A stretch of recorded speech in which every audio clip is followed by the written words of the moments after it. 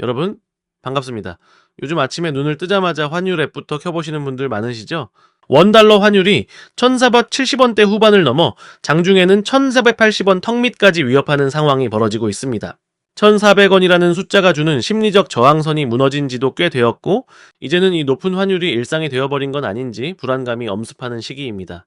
하지만 우리가 여기서 주목해야 할 것은 단순히 환율이 올랐다, 내렸다 라는 결과가 아닙니다. 돈의 흐름은 언제나 이유가 있고 그 이유를 알아야만 우리가 다음에 올 파도를 견뎌낼 수 있기 때문입니다. 지금 이 환율이 왜 이렇게 요동치고 있는지, 그리고 우리 같은 개인부터 투자자, 사업가들은 이 거친 파도 속에서 구체적으로 어떤 액션 플랜을 짜야 하는지 오늘 아주 깊이 있게 파헤쳐 보겠습니다. 오늘 영상은 딱 3가지만 확실히 가져가시면 됩니다. 첫째, 지금 이 고환율을 만드는 핵심 원인 3가지를 심층 분석해 보고요. 둘째, 다가오는 2026년 경제 전망에서 환율이 어떤 지점에서 다시 한번 흔들릴지 그 포인트를 짚어볼 겁니다. 마지막으로 가장 중요한 부분이죠. 가계와 투자자, 사업자라는 각자의 위치에서 당장 실행할 수 있는 현실적인 대처법 체크리스트를 정리해 드립니다. 본격적인 시작에 앞서 본 영상은 정보 제공을 목적으로 하며 특정 투자 종목에 대한 추천이나 조언이 아님을 미리 말씀드립니다. 먼저 1부입니다. 지금 환율은 왜 이렇게 높은가? 라는 질문에 답하기 위해 큰 그림부터 그려보겠습니다. 환율이라는 건 결국 힘겨루기입니다. 기축통화인 달러의 위상과 우리 돈 원화의 수요 및 공급이 매일같이 전쟁을 벌이는 가격이죠. 첫 번째 원인은 역시 달러의 독주입니다. 최근 한국은행에서도 원화 약세의 주된 원인으로 국제금융시장의 요인을 꼽았습니다. 달러가 강해지고 상대적으로 엔화가 약세를 보이며 여기에 지정학적 리스크까지 더해지니 원화가 버틸 재간이 없는 겁니다. 심리학적으로 보면 경제가 불안할수록 사람들은 가장 안전한 곳으로 도망치려 합니다. 그 대피소가 바로 달러죠.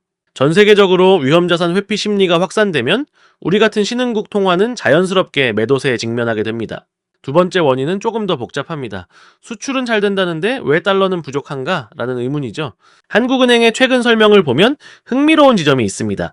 외화자금 시장 전체로 보면 달러가 부족하지 않은데 정작 우리가 실시간으로 환전하는 현물환 시장에서는 달러가 귀한 현상이 벌어지고 있다는 겁니다. 왜 그럴까요? 바로 해외 투자 수요 때문입니다. 서학개미라 불리는 개인 투자자들부터 연기금 같은 기관들까지 더 높은 수익을 찾아 미국 주식이나 채권으로 돈을 보내고 있습니다. 달러가 우리나라 어딘가에는 쌓여 있을지 몰라도 당장 시장에서 원화와 맞바꿀 달러는 부족해지는 구조적 미스매치가 발생한 것이죠. 즉 장부상의 달러와 손안의 달러가 다르다는 이야기입니다. 세 번째 원인은 우리 내부의 기초체력, 즉 내수 둔화와 통화정책의 딜레마입니다. 현재 우리나라 경제는 건설업과 소비, 투자가 눈에 띄게 약해졌다는 진단을 받고 있습니다.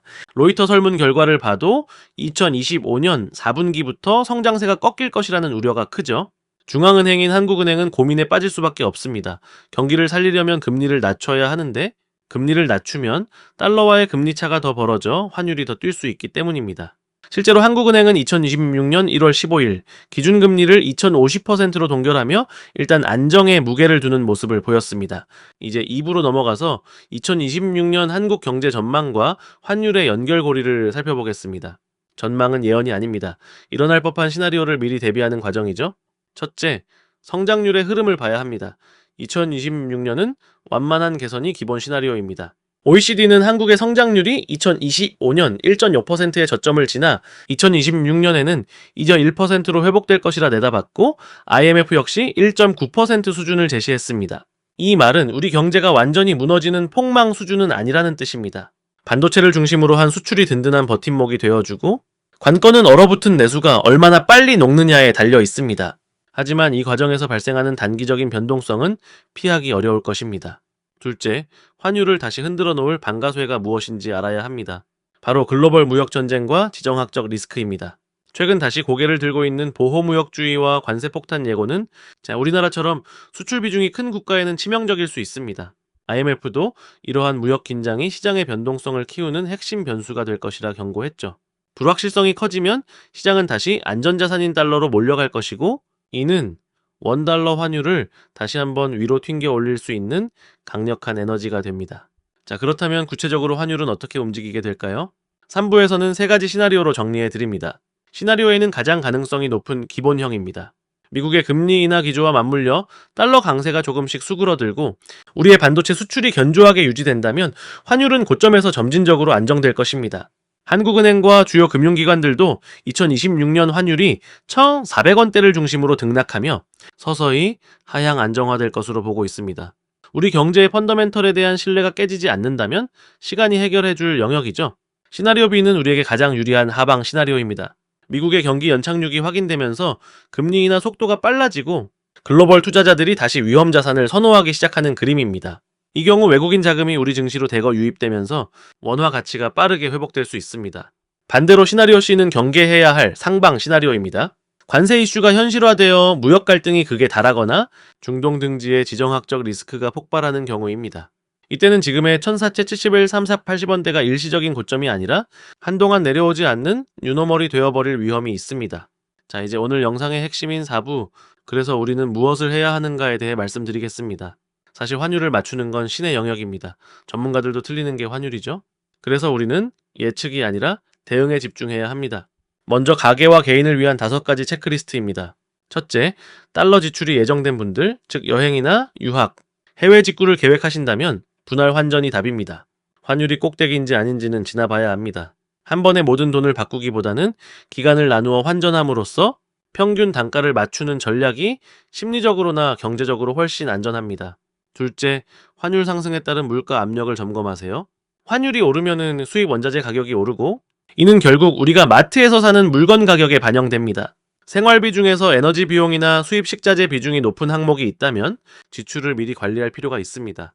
셋째, 비상자금 확보가 최우선입니다. 환율이 요동칠 때는 사람들의 마음도 함께 흔들립니다. 공포심에 쫓겨 무리하게 투자를 하거나 소비를 결정하면 반드시 탈이 납니다. 최소 3개월에서 6개월치의 생활비는 현금으로 보유하여 심리적 지지선을 구축하세요. 넷째, 달러 자산 투자를 고려하신다면 방향에 베팅하지 마세요. 지금이라도 달러를 사야지 라는 생각은 위험합니다. 자산 배분 차원에서 일정 비중을 달러로 가져가는 적립식 접근이 유효합니다. 수익을 내는 것보다 환율 변동에 내 전체 자산이 흔들리지 않게 해지하는 구조를 만드는 게 목적이 되어야 합니다.